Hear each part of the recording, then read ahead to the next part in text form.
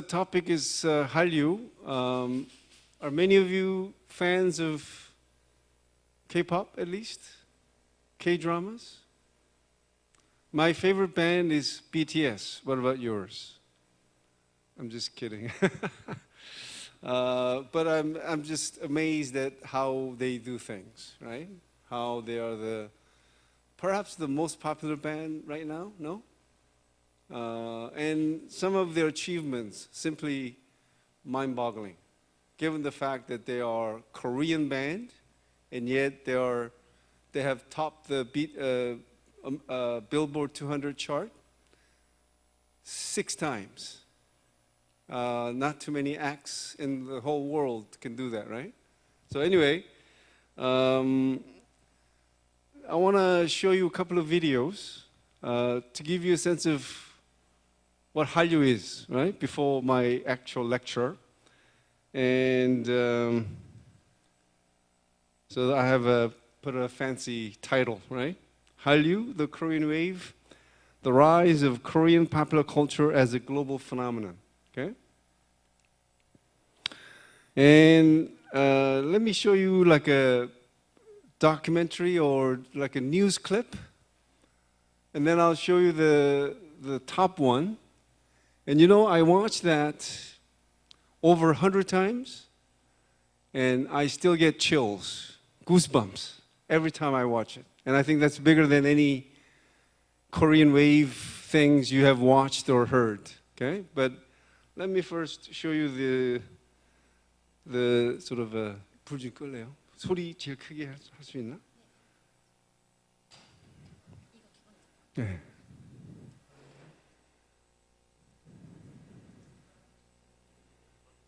네.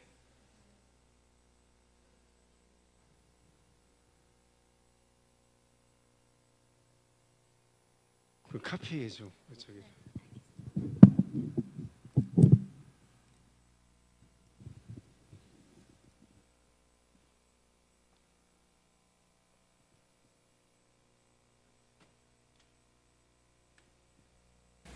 나는 마블로 악마.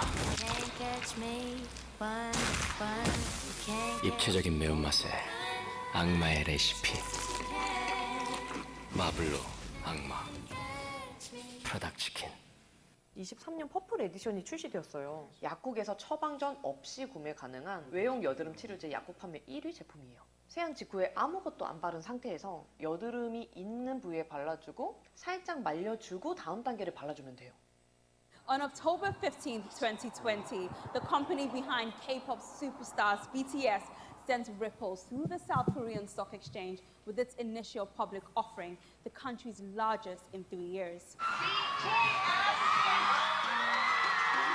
BTS fans and institutional investors such as BlackRock and Singapore Sovereign Wealth Fund GIC were part of the army that fueled Big Hit's market debut, but jumped by as much as 160%, valuing the agency at $8.4 billion at its peak. Even though Big Hit's share price eventually dropped, this high-profile listing, which was more than 1,000 times oversubscribed by institutional investors, demonstrated the global influence of South Korea's burgeoning entertainment industry, a phenomenon which has been dubbed the Korean Wave. The Korean Wave, also known as Hallyu, is more than BTS, Blackpink, or K-pop for that matter. It refers to the growing global popularity of South Korea's cultural exports, including music, television dramas, movies, esports, food, and even beauty products. Since the turn of the 21st century, the country's pop cultural exports have taken the world by storm, becoming a major contributor to South Korea's $1.6 trillion economy. In 2019, South Korea exported $12 billion worth of exports of cultural products and services, an increase of 22.4% from 2018, despite a 10.3% plunge in overall exports as global trade cooled amid rising geopolitical tensions. But it wasn't too long ago when South Korea's entertainment industry was in a shambles. The period following the Korean War, which ended unofficially in 1953, saw rapid economic growth in the East Asian nation, leading to the rise of Korean conglomerates such as Samsung and Hyundai. The turning point for the South Korean media industry came in 1988 when the first Hollywood movies were allowed in local theaters. That same year, South Korea lifted curbs on overseas leisure travel by its citizens. These reforms led to a growing awareness of the importance of its cultural development as more Koreans became exposed to foreign products and ideas. In 1994, a government report noted that the Hollywood movie Jurassic Park generated more revenue than the foreign sales of 1.5 million Hyundai cars, which were considered the pride of Korea. As the film industry began to emulate Hollywood, so too did its pop music industry. The abolishment of the censorship system in 1996 and the popularity of early icons such as K-pop pioneer Seo Taiji and SM Entertainment founder Lee Soo-man laid the groundwork for today's K-pop industry. Today, the Korean wave is a multi-billion-dollar industry.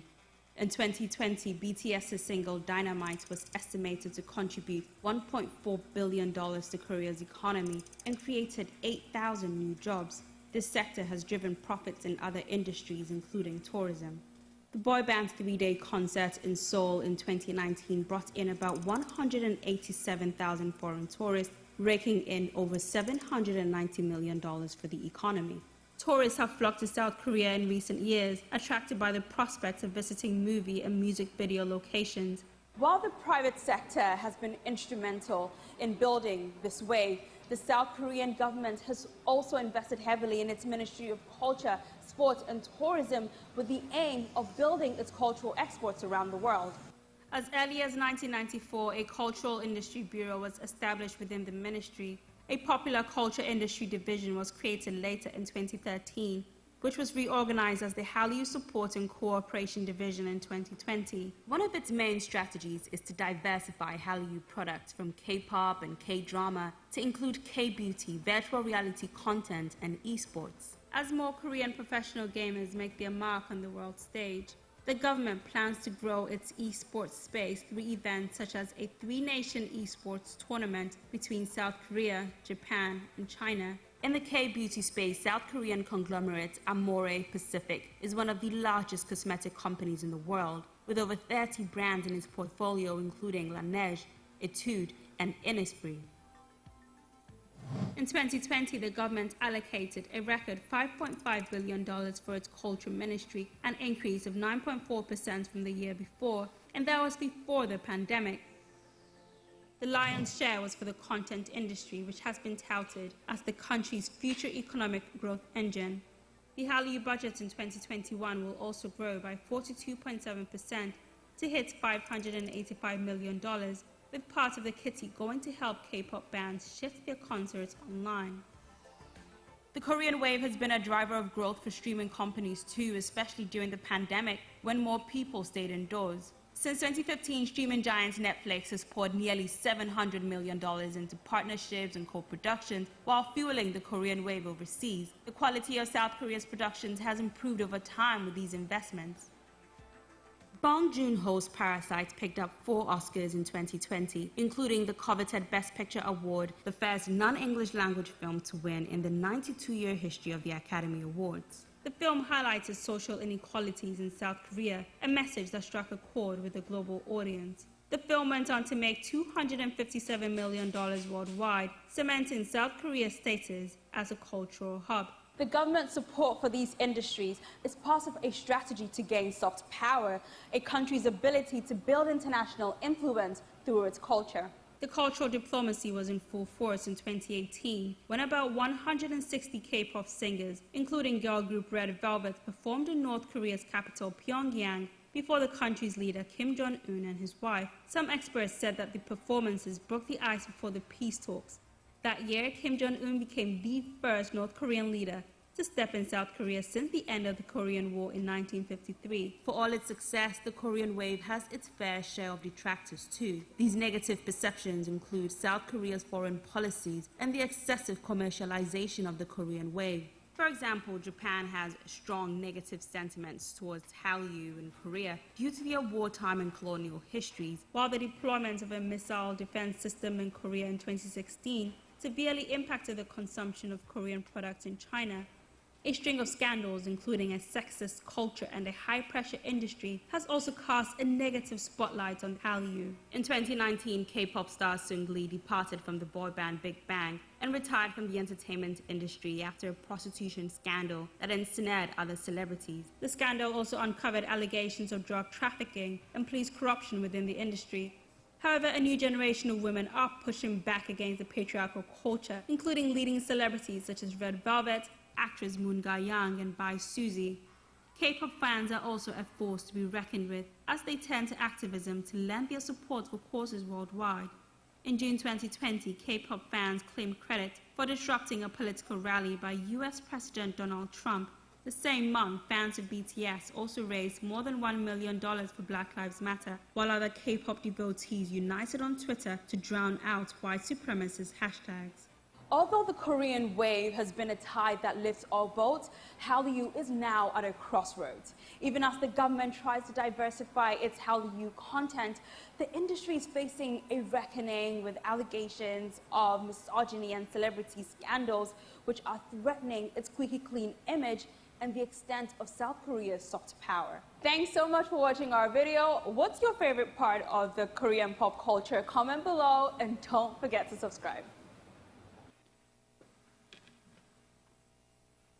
새우깡 준비됐어? As promised, the next one is even more entertaining. Let's call it K-dance.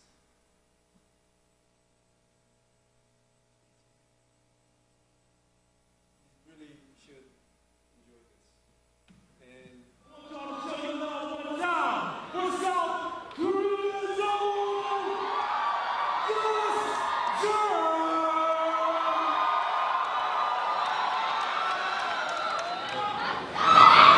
The man's gon' drop him, and 50 ain't rockin' with him no more. It's okay, I get it poppin'.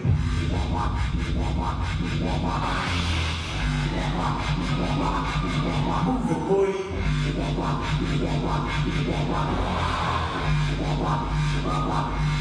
Let the bass kick.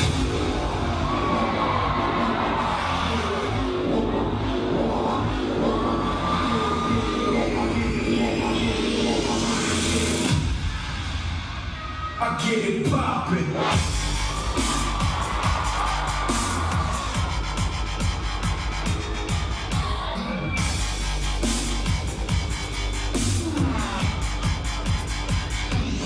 Let the bass kick.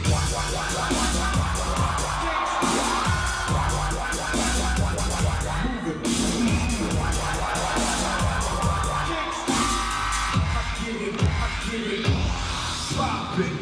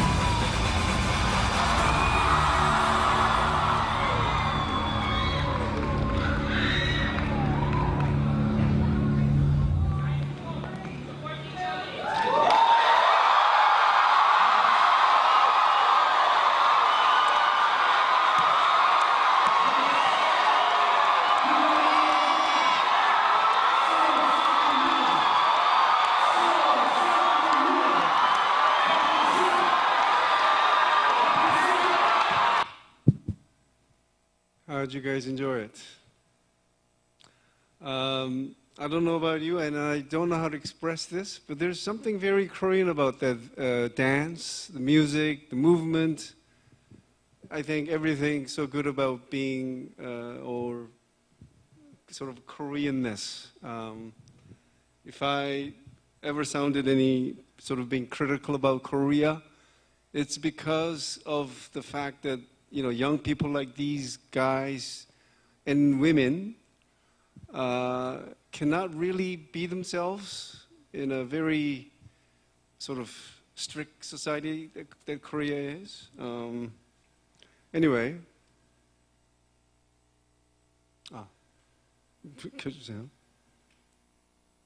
So if you ever want to watch this again, just jerk. If you type just jerk on the YouTube, you'll get some hits. They actually appeared on America Got Talent, but this one is by far the best. And again, if you feel down or so, watch it and it'll give you a good feeling, make you feel good for being alive. And also the first video you watched, I think in just 8 minutes, it really nicely captures the essence of Hallyu. And my lectures today and Wednesday have some overlap with her report. Okay, so this is what's in store for us for the next 2 classes.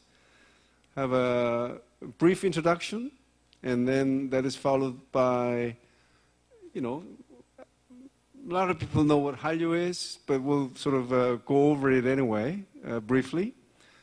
And talk about Hallyu 1, which refers to K-dramas. Then Hallyu 2, K-pop. And then these are the more important stuff, the socio-economic impact of the Korean wave, factors for the success of Hallyu, and the 7th section is Hallyu and its implications. And she also, the news report mentioned this. The implications here talks about this. Can Hallyu be a force of soft power? And if you're not sure what soft power is, although when I come to this point, I will talk about it, but if you have time, look it up, soft power, okay? And then I conclude with a short section on rethinking culture, okay? What does Hallyu tell us about what culture should be? I mean, at least what culture, okay? Let me not jump ahead, so I'll stop there. Okay, so before I go on with my presentation, I want to first, as I often do, you know, in the introductory section, I share with you many quotes, right? And there are actually a couple of quotes on K-pop. K-pop is higher revelation than all wisdom and philosophy. Can you believe someone actually said this? Without K-pop, life would be a mistake. I'm just kidding, actually. Just change K-pop to music, and guess who said the first one? So it should be music is higher revelation than all wisdom and philosophy, Beethoven. And without music, life would be a mistake, Nietzsche. So is there anybody in this room who doesn't listen to music? I'm sure nobody, right? I think God has given us ears not to converse, but to listen to music, because conversation often leads to argument, right? But with music, there's no argument. You just enjoy whatever that music is, whether it's hip-hop, country, jazz, classical, doesn't matter. Listen to something, okay? And enjoy. Okay, introduction. Korea has long suffered from the lack of groundbreaking cultural exports. For decades, the country's reputation was largely defined by its cars, cell phones, and TV from companies like Hyundai, Samsung, and LG, while its movies, TV shows, and music remained relatively unknown. This is true, right? Again, until recently.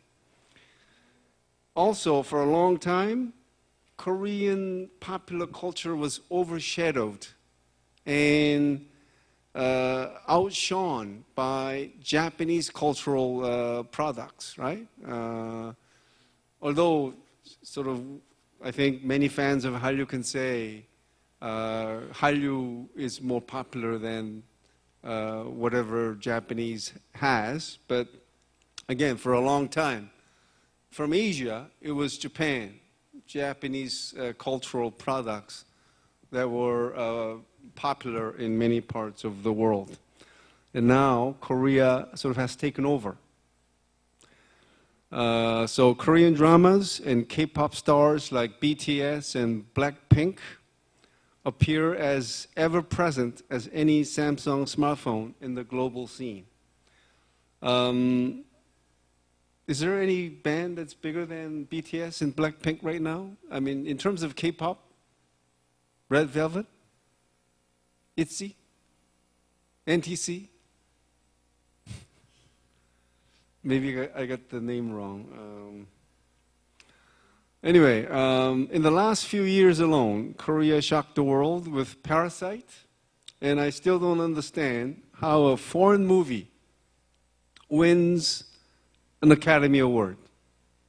Because Academy Award is an award that is given to recognize excellence in movie making for American filmmakers. So how does a foreign film, I mean, they have a different category, right? Academy Award for foreign movies. But how could a foreign movie win the biggest award, the Best Picture? So still a mystery to me. More recently, Squid Game became a global sensation when it became Netflix's most watched series of all time. Anybody who has not watched this? Well, if you have access to Netflix, take a look. It's quite interesting, okay? To say the least. Okay? So, in 2021, it was really talk of a lot of people all over the world, okay? So any Korean traveling overseas, as soon as people found out they were from Korea, everyone would have sort of said, would talk about Squid Game, okay? South Korea's cultural output is still tiny compared with key exports like semiconductors, but it has given the country the sort of influence that can be hard to measure. The question is, what is Hallyu? What have been the impact of Hallyu on Korea and beyond? What are the factors which make the Korean wave a globally popular phenomenon?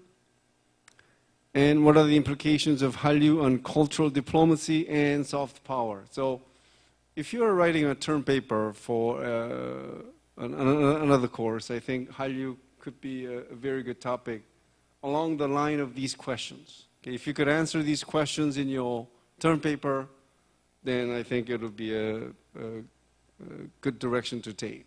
Okay? So Hallyu, what is Hallyu? Hallyu literally means flow of Korea. Or the Korean wave refers to the spread and popularity of Korean popular culture around the world, especially since the beginning of the 21st century. So this is a very nice table or chart. It really captures the sort of temporal progress or change, and also what the focus is, diffusion areas, examples, media, and directivity. I don't confess to have written came up with this by myself. I got this from a paper, but I've added some stuff. I've refined it, okay? But really nice, again, graph. So Hallyu One, beginning from like the mid-1990s on to mid-2000s, and the focus is dramas and a little bit of movies, but I'll stick with K-dramas. And Hallyu 2, sort of, it overlaps with Hallyu 3, but the focus is K-pop, okay? And I think diffusion areas is also a good thing. So when it comes to K-dramas, Hallyu 1, the areas which showed receptivity to K-dramas the most were neighboring countries, okay? China, Japan, and Taiwan.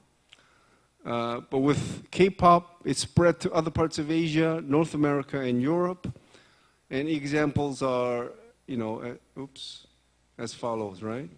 Some of the most popular TV dramas and a movie, and their name of the big bands, and so on. Okay, and the media is also an excellent item, because here it was DVD, video, and overseas TV stations, meaning if you live in the USA, for example, you have ethnic television, right, on cable network, right, and that's when Korean movies, dramas were shown. Okay? And the media happen to that are used for K-pop would be SNS and YouTube. Same thing for Hallyu 3. Okay?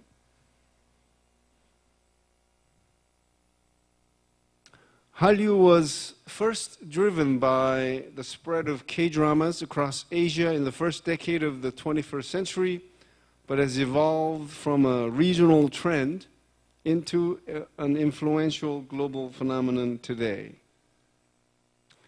Korea is now one of the world's leading exporters of popular culture, along with the US, England, and Japan. Have I left out any country here? Are there any sort of popular cultural forms you enjoy, which are from a country other than these three and Korea?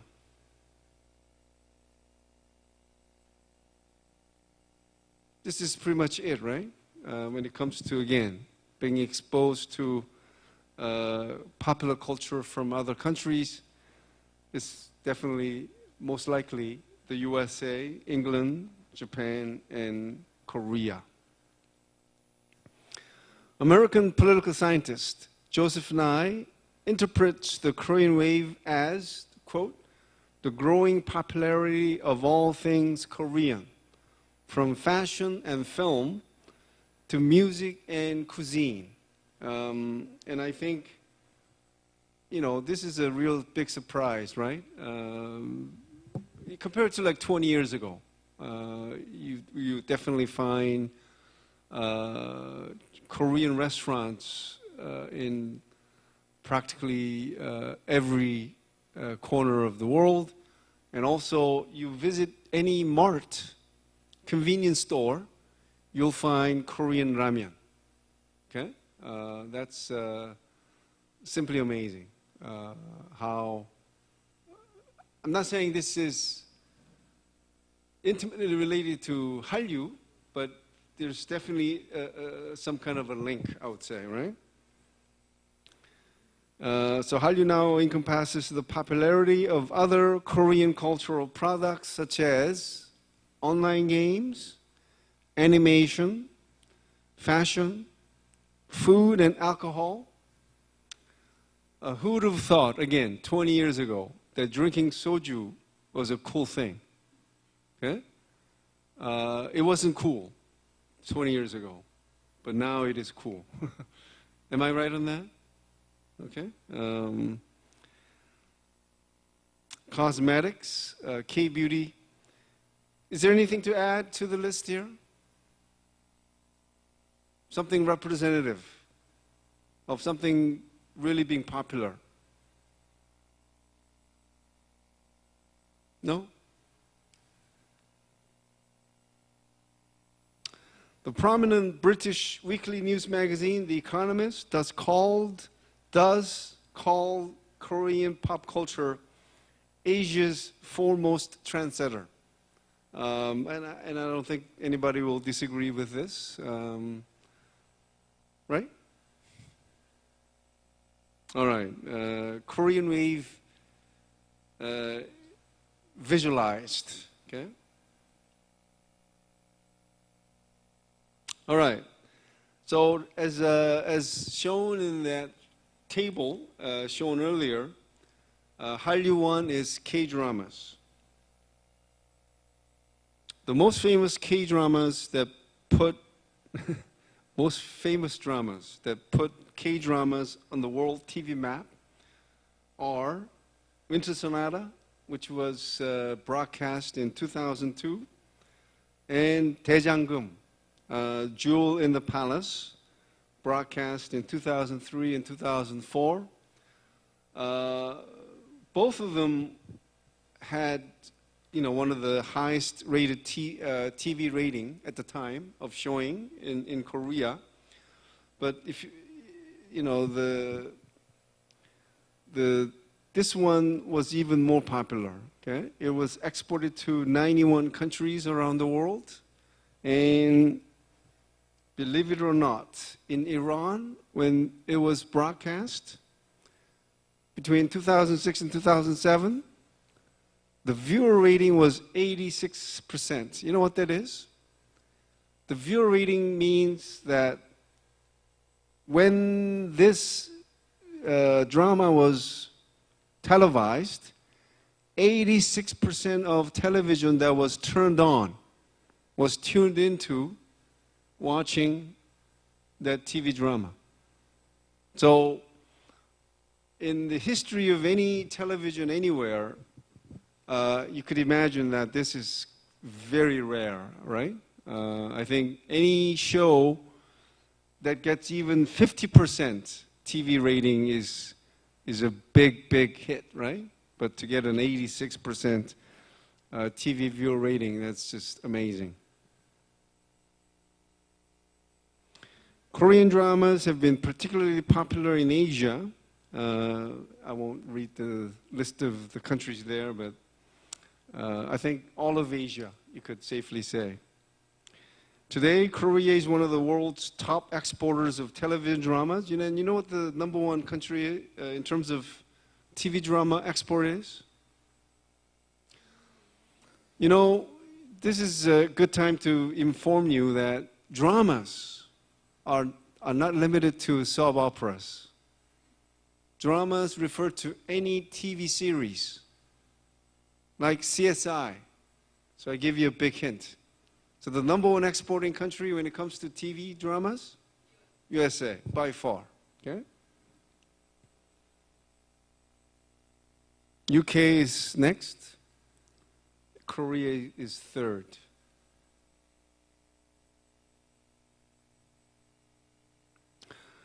Interestingly, South Korean dramas are also said to be popular in North Korea, although the steepest penalty for distributing South Korean media products is capital punishment. Okay?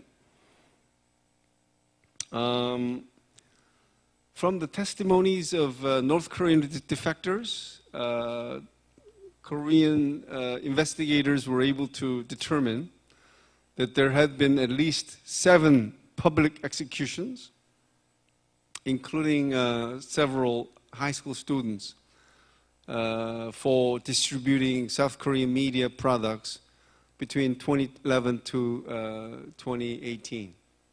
So,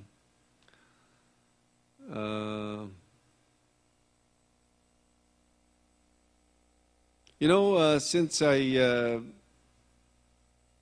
I mention anything about North Korea? We often talk about unification, right? And when I was younger, I strongly believed in and hoped for reunification. And now, you know what my conclusion is? It'll never happen. Guess why?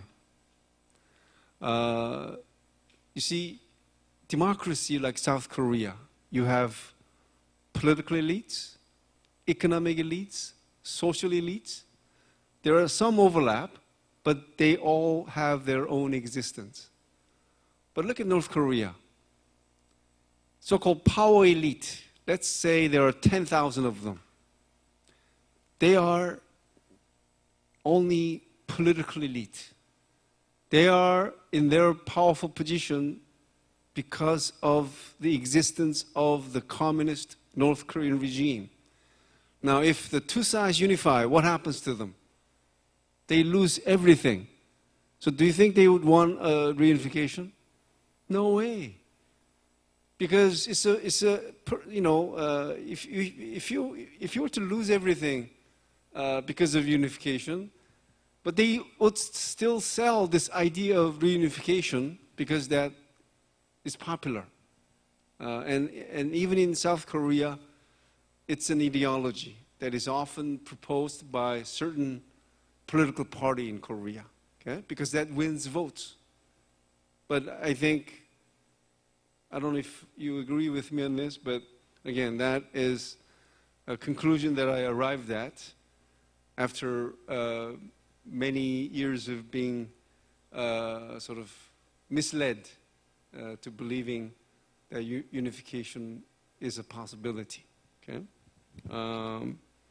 So at the same time, I have so much sympathy for North Korean people, but a very strong hatred against the regime because it's been causing too much suffering to the people. Okay? And again, it's the regime is being maintained only to safeguard the power of those in power, okay? Including Kim Jong-un. Korean dramas are also being remade in many countries.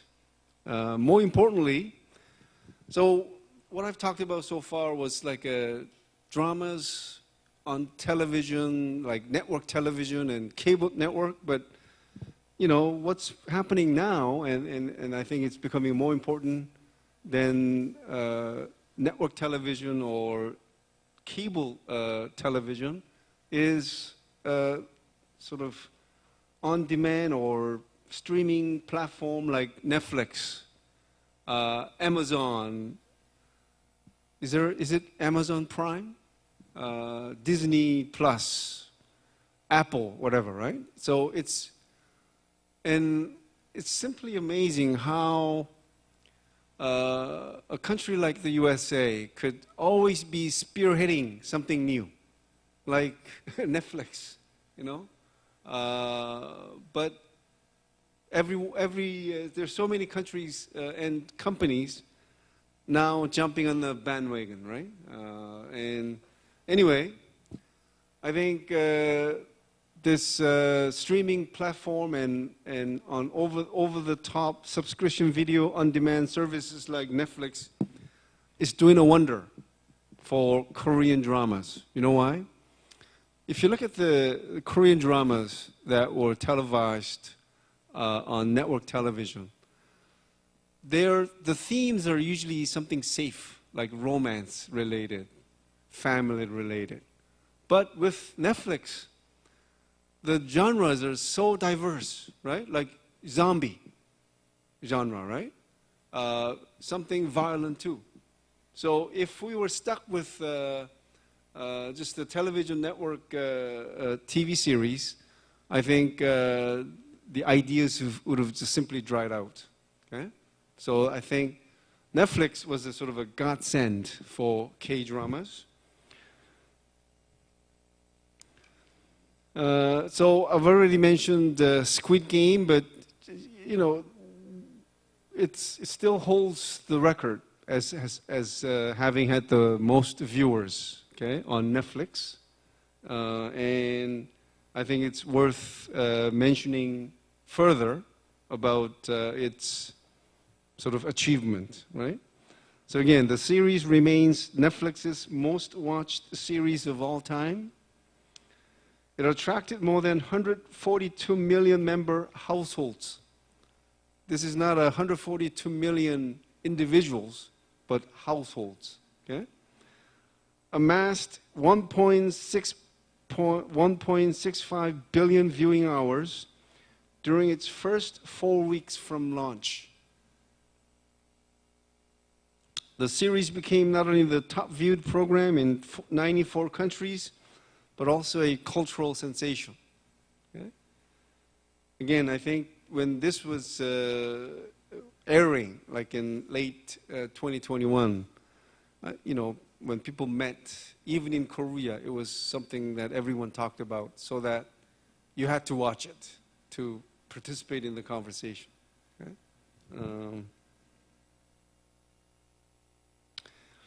A 2022 report shows that 60% of Netflix's global viewers watched at least one Korean film or drama series on Netflix, that is. Okay? And Netflix announced in last month that it will invest $2.5 billion in Korea over the next 4 years to produce Korean TV series, movies, and reality shows, doubling its investment in the market since 2016.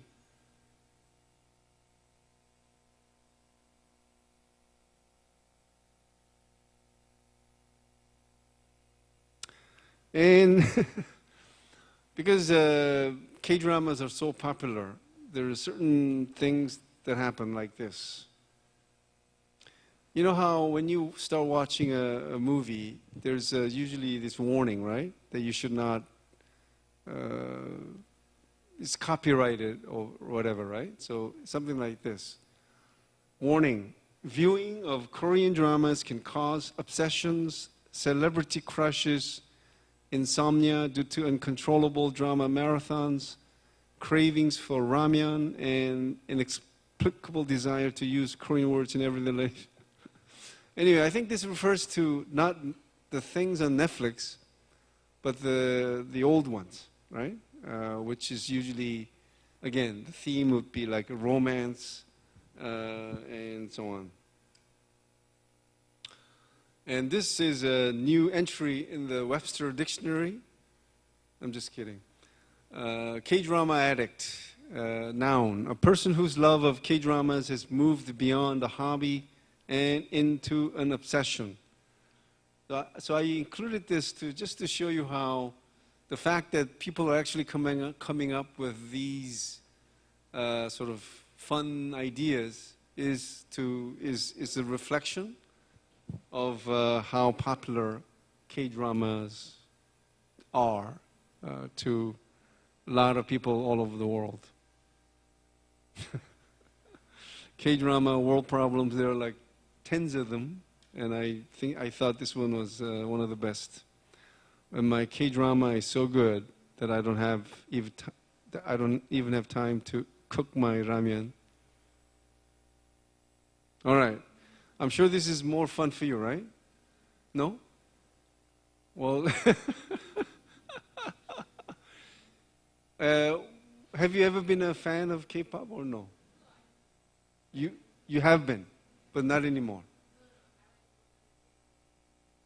You like? Ah. Okay. Are you referring to the more recent stuff like on Netflix or the old stuff? Both.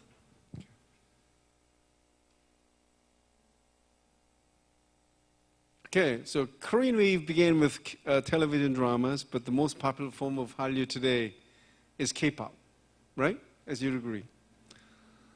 Since the mid-2000s, the K-pop music market has experienced double-digit growth rates every year. So the only thing I would sort of make qualifications on the news report that I showed you earlier, certain figures sort of not entirely correct. Okay? But anyway, in 2021, K-pop exports totaled nearly $1 billion, prompting Time magazine to claim that it is South Korea's greatest export. First generation K-pop artists include HOT. I'm just kidding. It's H-U-T. God. G-O-D. S-E-S. Finkel. Shinhwa. Boa. And Rain. Let me share a personal story. You know, when Rain was like the biggest K-pop star at the time, now he's no longer the biggest star, right? But he was at one time. And I hated him. You know why? Not because of anything else, but because he made life complicated. For example, I like rain, the natural phenomenon, right? So, you know, whenever it rains, you know, you naturally engage in a small conversation saying things like, do you like rain? When it rains, it's often asked, right? Do you like rain? So whenever I did that, you know what, I never got a, direct answer, never at the time. It was always like, do you mean Rain the singer or this natural phenomenon? So I was like, why did he come up with a name like that, you know? Well, just...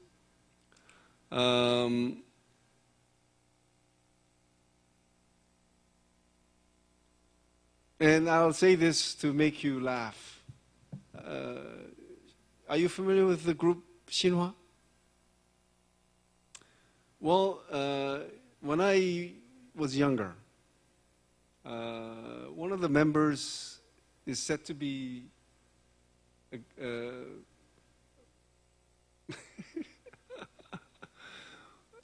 well, it was actually students who pointed this out, that there was this member who looks like me, right? Well, if you're curious who that member is, Minu of Shinhwa. I looked them up, and I knew you would laugh, but anyway, slight similarity. But anyway, moving on. Second generation K-pop artists include all these bands, but so if I'm missing any group that you like, I hope you don't feel offended. So these are like representative groups and artists. Am I missing anything here right now? Pretty much is there? Or if you're a big fan of a certain group and you want it included, because who knows, right? I could be lecturing about this abroad and, no? It's quite inclusive? All right. Okay, there's... in case you don't know, this is Rain. When he was hot, he was popular even among penguins. That's what this picture tells me. Am I right on that?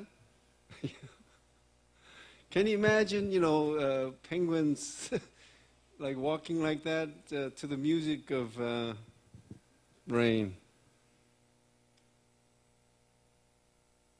Anyway, there are recent milestones attained by K-pop artists, and these are really, even if you're not a fan of K-pop, it's just simply amazing, I would say.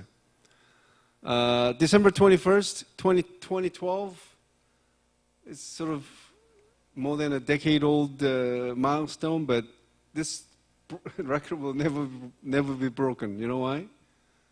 Whenever something is achieved for the first time, can that record ever be broken? No, right? So this is what I'm talking about. Psy. Gangnam Style is the first YouTube video to hit 1 billion views. So again, that's a record that will never be broken, okay?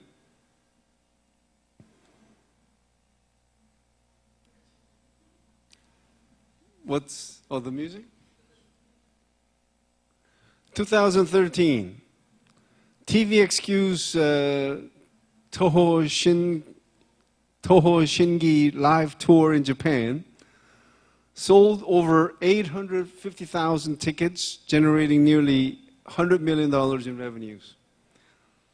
You know why this is noteworthy? This is in Japan, right?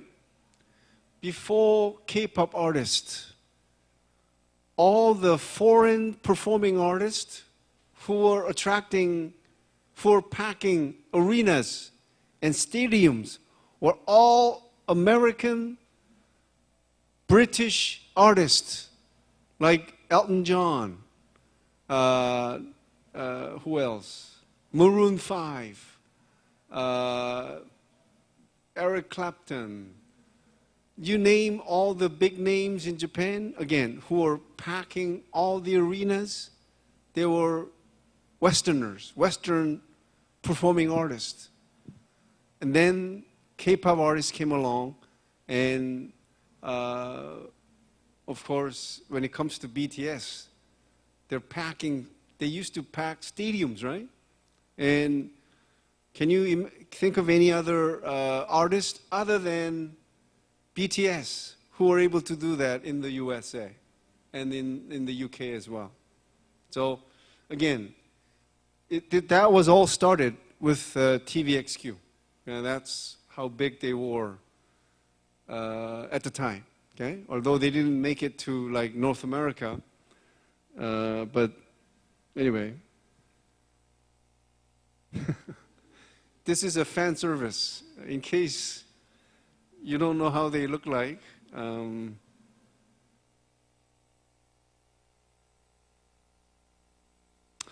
March 2014, 21's Crush reached number 61 on Billboard 200. And at the time, it was the highest charting album by K-pop artist. Okay? That's why it is considered a milestone. And for those fans of 21,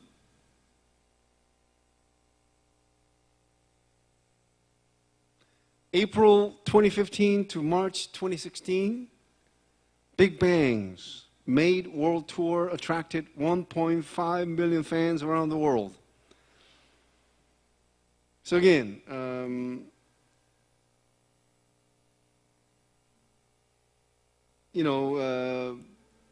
I just see this as a just amazing achievement, okay? To attract so many fans as a Korean performing artist. Simply amazing. And this is Big Bang. Big Bang. In June 2018, Blackpink became the highest charting female K-pop act on Billboard 200 with Dudu. Dudu. How would you say this more naturally? Eh? Dudu, dudu? That sounds better. Not dudu, dudu.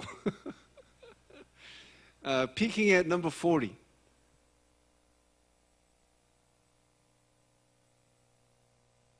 And I'll have to mention about them later because they became the first female idol band from Korea to have #1 album on Billboard 200. But anyway, it's now BTS.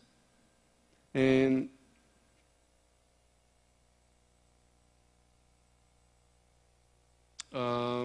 BTS became the first K-pop artist and the first Asian artist to top the Billboard 200 chart in June 2018 with their album Love Yourself, Tear.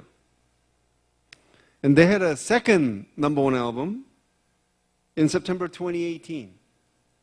And they had a third #1 album in April 2019. Different year, but if you look at the time span, June 2018, September 2018, April 2019, that's less than a year, right? So, BTS became the first group since the Beatles to have 3 number 1 albums in less than a year. Is it a big deal or not? That's why comparisons are made to the Beatles. Okay? 3 number 1 albums in less than a year. That's something that not even Michael Jackson was able to achieve. Okay?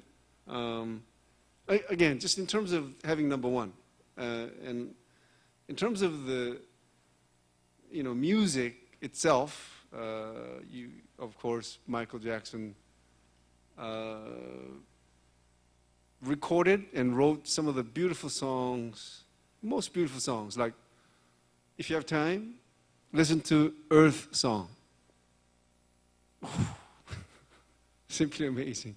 Earth Song. It should be available on the YouTube, right?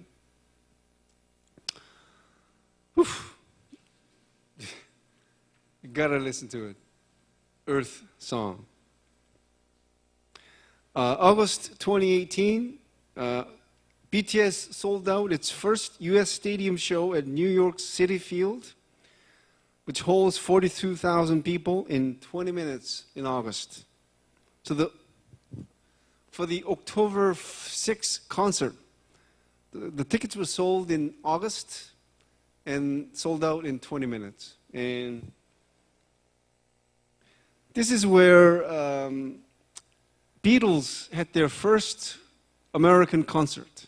Same place, okay? And this is the picture from the parking lot. You see the parking lot here?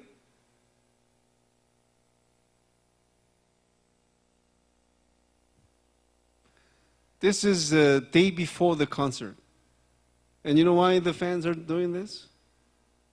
Because to get closer to the stage, so that they could have, they could see their idols at a closer range, okay? And even for the Beatles, there was a Beatles mania at the time, right? In the late 1960s. You didn't see this, but there was this for the BTS. And my tent was right here.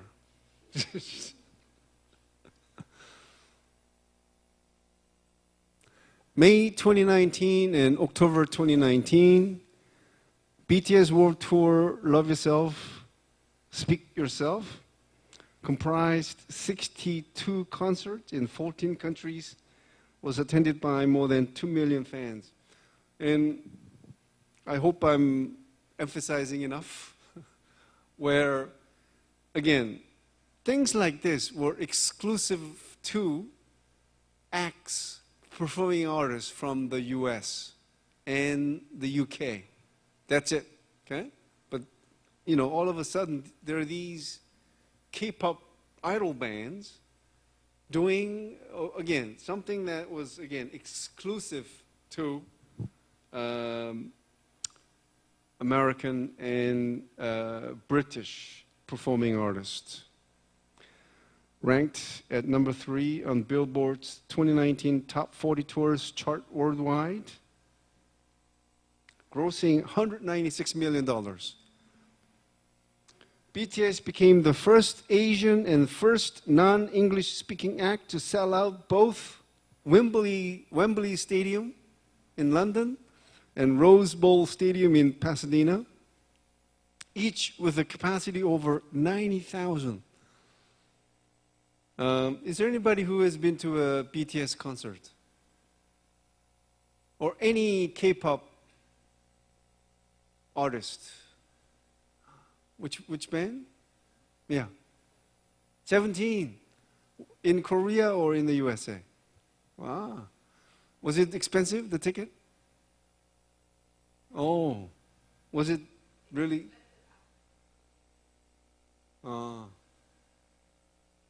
I've always wondered if the concert is really live or lip sync. Live. Okay. Because there is certain criticisms like that, right? That it's hard to tell whether it's really live or not. Anyway, March 2020, BTS had fourth #1 album with Map of the Soul. November 27th, 2020, had their fifth #1 album with B. So no wonder then BTS are being hailed as the Beatles for the 21st century. BTS is indisputably the world's hottest and the biggest performing artist today. Maybe I should put this in a past tense because, as you know, several members of the band are serving in the army now. They're in hiatus.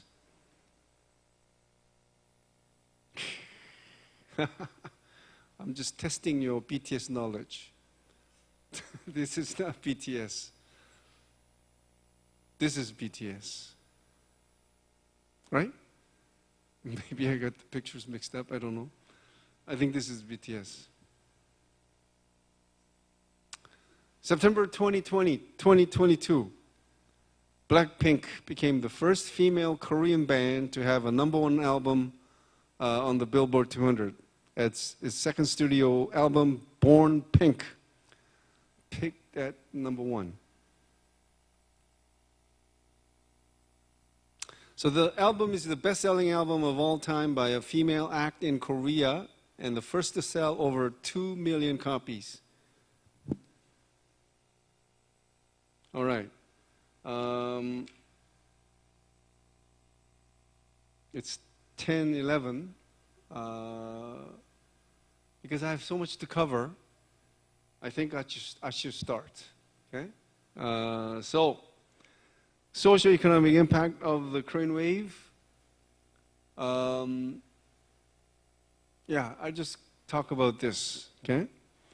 Before talking about the actual impact, I think it's good to sort of get a sense of how many fans there are as far as Hallyu is concerned.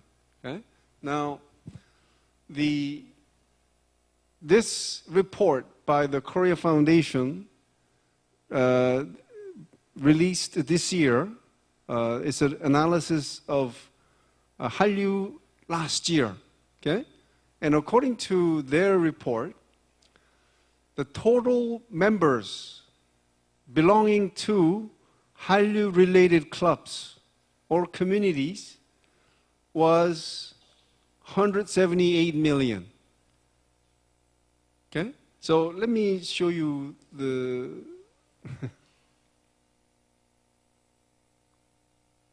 this. So 178 million refers to the number of people all over the world who belong to Hallyu-related or Korea-related communities or clubs. Okay, like maybe at your university, there is a Korea Culture Club or Taekwondo Club, right? So this is in reference to the number of people who belong to those clubs. So, as you know, this number does not include those fans who enjoy K-pop or K-dramas without being a member. Okay? So again, this number, although it tells you clearly that the number of members of the communities has been steadily increasing at 178 million as of last year, but that does not include all the Hallyu fans, right? Because you may be a Hallyu fan, but are you a member of any K-pop community or club?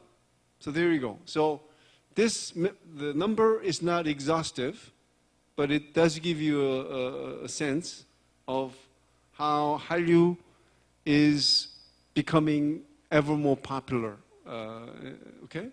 And also the number of Hallyu/Korea-related communities has been also increasing, although there's been some downward trend, but it's definitely increasing too. Okay?